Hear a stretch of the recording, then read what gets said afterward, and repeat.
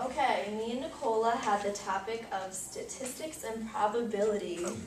Such an exciting topic.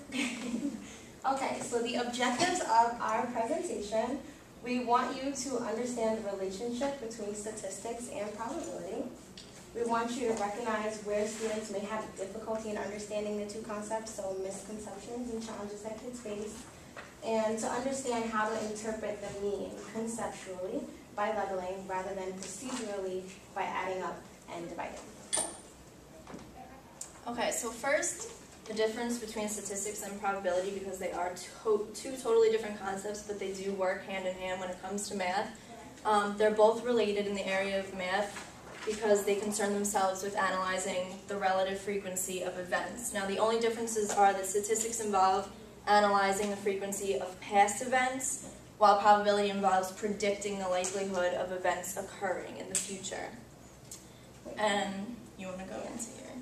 And we most often see statistics and probability working together when we conduct research and we do studies, because when you do statistics, it's pretty much a process where you start by asking a question and then you start collecting data, and you can do that by taking a survey, or there are a million ways to collect data. Then once you have your data, you organize it, you analyze it. That's where like the graphs come in, and you make graphs to represent your data.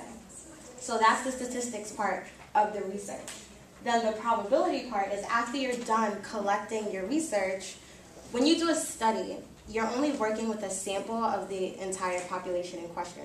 So we use probability to make a generalization and to infer about how that data can be like translated to the whole general population. So the statistics is working with the frequency of stuff that already happened, and then we use probability to predict the likelihood of that event occurring throughout the whole population, because when we did our study, we were only working with a small sample. So that's how they work together. And just a side note, if you look through the New York State standards, you don't see probability until 5th grade. All of the standards have to do with statistics for K through 4th, and 5th grade is when it's first introduced. However, not all schools go by, you don't have to go exactly by the New York State standards. For example, my aunt is a teacher she teaches 2nd grade, and she does probability with her 2nd graders because her curriculum has changed so much that what she used to do when she taught 4th grade, she's now doing with 2nd grade. So when you're teaching probability, you don't have to go by the state standards, but more of the curriculum that your school is teaching. Okay. So we did a lot of research about this topic on probability and statistics, and I read several articles, and most of the research said that kids don't really gain a sense of like statistical notions and thinking about probability until about the age of 7. But I found one article that was really interesting where they actually used preschoolers, and they were aged 4 to 6, and they did a study. It was about 200 kids, and they played a game with them. And the game had to do with probability. They used animal cards, but a really significant number of the kids demonstrated that they did have statistical notions, like they were able to predict the most likely outcome for the next event. So like, I don't remember exactly what it was, but they were like different animals, and they were actually able to predict what the most probable like next animal card to show up would be.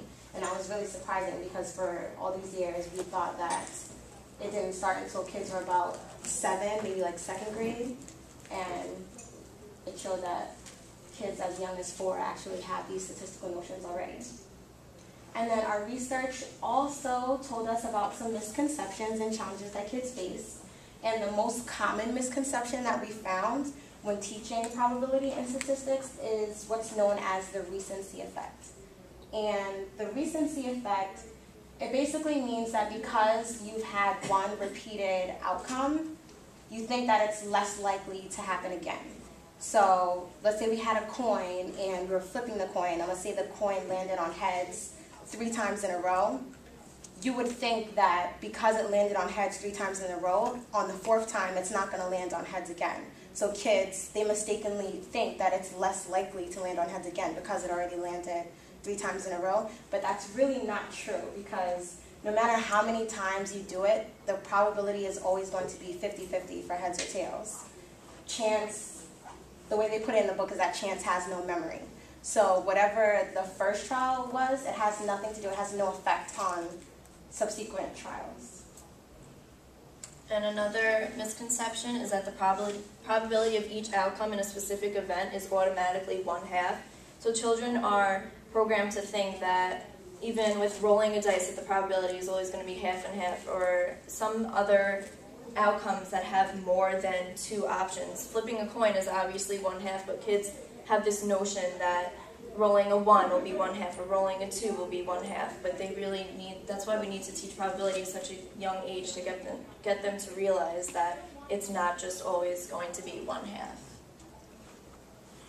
So we have a question for you. Would anyone like to tell us what the term mean means?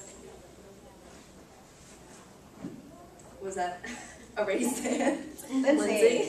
It's like the average number given a bunch of numbers. Average number given a bunch of numbers. Does anyone have another definition? Does everyone agree? Does anyone have a different?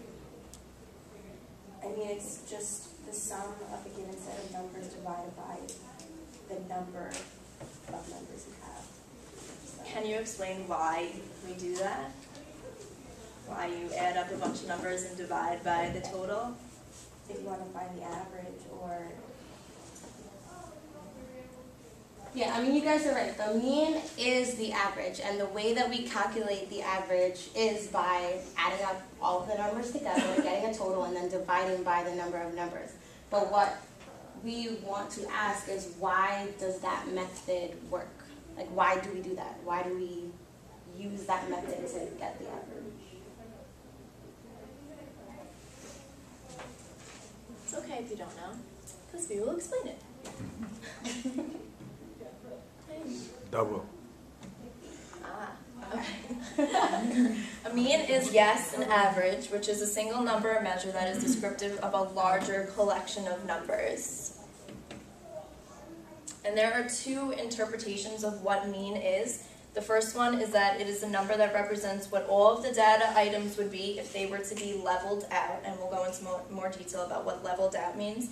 And the second interpretation is a point on a number line where the data on either side of the point are balanced. So it's a point, and there's the same amount of data on one side and the same amount of data on the other side.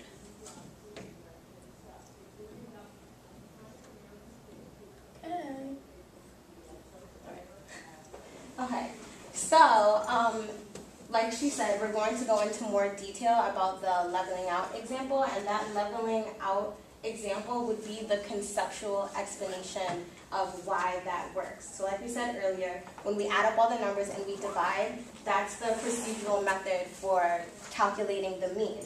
But we don't want to just stop there. We don't want to just focus on the procedural. We want to give kids a conceptual understanding so that they'll have a better understanding of how it actually works. Because if we just focus on the procedural, they don't know why they're doing what they're doing. So they'll gain a deeper understanding if we go into the conceptual reason of why it works. So, we have another problem for you. You have 6 toys that you wish to buy. You have a football, it's $8, a doll for $12, a jump rope for $3, a car for $5, a game for $7, and a top for $1. Now I'd like a volunteer to come up here and show, using these Unicubes, how you would level them out in order to find the mean or average of the price of these toys, considering that the total of them all together remains the same. Who would like to come up? I'm just going to pick on someone if you don't volunteer. Christina. Thank you.